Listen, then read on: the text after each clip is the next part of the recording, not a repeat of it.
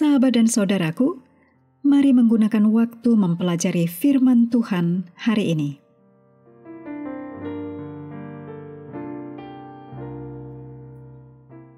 Hari Rabu tanggal 5 November, judulnya Pintu Pengharapan.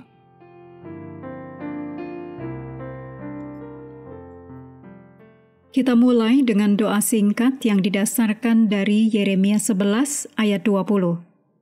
Tuhan semesta alam, yang menghakimi dengan adil, yang menguji batin dan hati, kepadamulah kuserahkan perkaraku. Amin.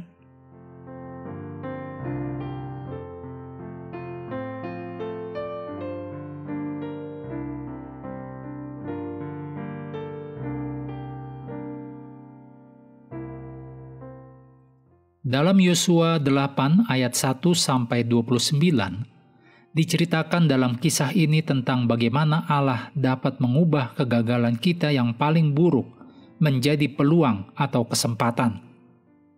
Strategi Allah mengubah kekalahan awal Israel menjadi keuntungan taktis, sehingga mengubah lembah Akor, kata Ibrani untuk kesulitan, menjadi pintu pengharapan dalam Hosea 2 ayat 14. Karena terlalu percaya diri dengan kemenangan pertama mereka atas orang Israel, penduduk Ai mengulangi strategi mereka untuk menyerang orang Israel yang berpura-pura mundur dan kalah. Setelah penduduk Ai terpancing keluar dari benteng pertahanan mereka, 30.000 orang Israel yang berada di posisi yang tidak terlalu jauh di belakang kota, yang ditulis dalam Yosua 8 ayat 4, akan merebut kota yang kosong itu dengan cara membakarnya. Yosua 8 ayat 7 menjelaskan bahwa bukan strategi yang membawa kemenangan, tetapi Tuhan sendirilah yang akan memberikan kemenangan dan menyerahkan kota Ai kepada bangsa Israel. Bahkan, dalam satu pasal di mana aspek militer mendominasi narasi lebih dari beberapa pasal lain dalam kitab ini, ayat ini menyoroti kebenaran yang mendasari bahwa kemenangan adalah anugerah Yahweh. Momen yang menentukan dalam pertempuran ini terjadi ketika orang-orang Ai meninggalkan kota dan mulai mengejar orang Israel. Ini adalah kedua kalinya Tuhan berbicara dalam seluruh pasal ini setelah Tuhan memberikan strategi dalam Yosua 8 ayat 2 yang mengisyaratkan bahwa Tuhan mengawasi pertempuran. Sebelum saat ini, kita tidak tahu hasil dari pertempuran tersebut.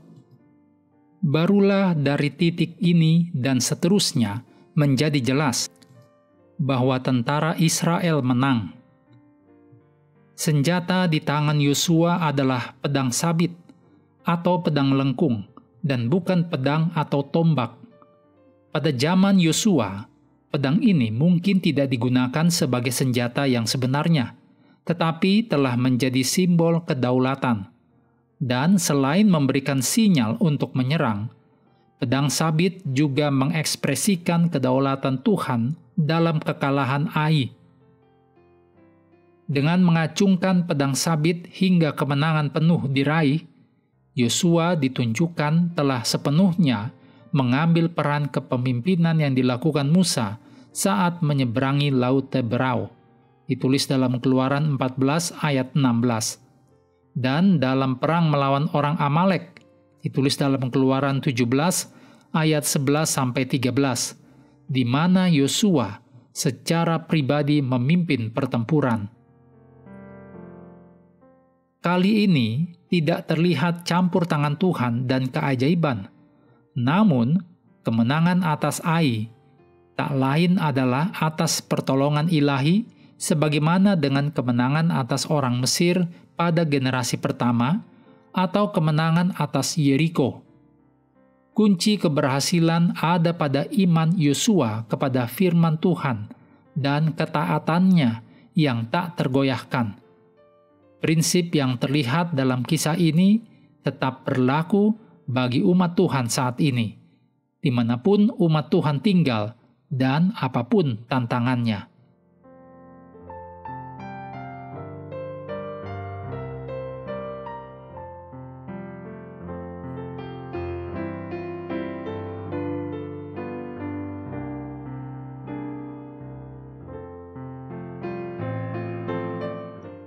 Mengakhiri pelajaran hari ini, mari kembali ke ayat inti.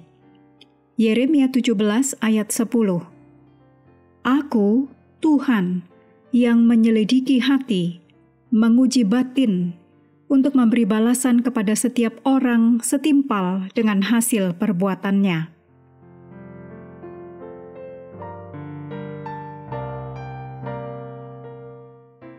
Sahabat juga perlu melengkapi waktu untuk bersekutu dengan Tuhan setiap hari dengan bacaan Alkitab sedunia. Percayalah kepada nabi-nabinya yang melanjutkan dari Yosua pasal 16. Tuhan memberkati kita semua.